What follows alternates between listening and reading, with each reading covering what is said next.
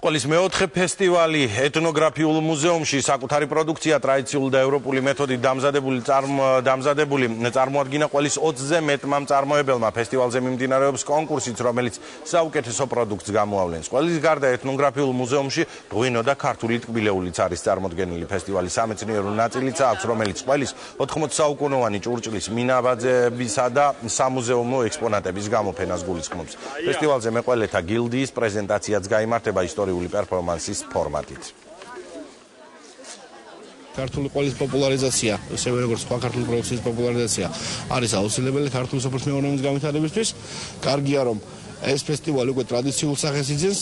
დღეს წელს არის ძალიან დიდი მასშტაბის, მრავალი სახეობის ყველი, ასევე სხვა ქართული პროდუქცია, ღვინო, ჭურჭხელა, ჩირი არის წარმოდგენილი ამ ფესტივალზე. ჩვენ ვართ ამ სათაურით გამოსულები ქართული ყველის ათასწლეულები და მისი ევროპული მომავალი.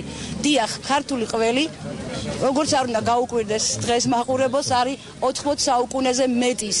დიახ, ამის დამადასტურებელი არქეოლოგიური მინაბაძები გამოფენილია დღეს მუზეუმის ტერიტორიაზე. აქ ნანახი, აქ განცდილი, აქ დაგემოვნებული მაძლევს დიდი ოპტიმიზმის საფუძველს, რომ საქართველოში ეს დარგი ღირსეულ ადგილს დაიკავებს, როგორც ადგილობრივი სასარგებლო უნებელი პროდუქტებით ჩვენი მომხმარებლების მომარაგებაში, ასევე საექსპორტო პოტენციალის გაზრდაში. ჩვენი კომპანია გახლავთ YOS Valley და ძირითადად ჩვენი პრიორიტეტი არის იტალიური ტექნოლოგიით დამზადებული პარმეზანის ტიპის ყველი, ხიზაბარული ბატისტა, რომელიც საქართველოში მხოლოდ ჩვენთან მზადდება. ძალიან დიდ მოწონებას იმსახურებს.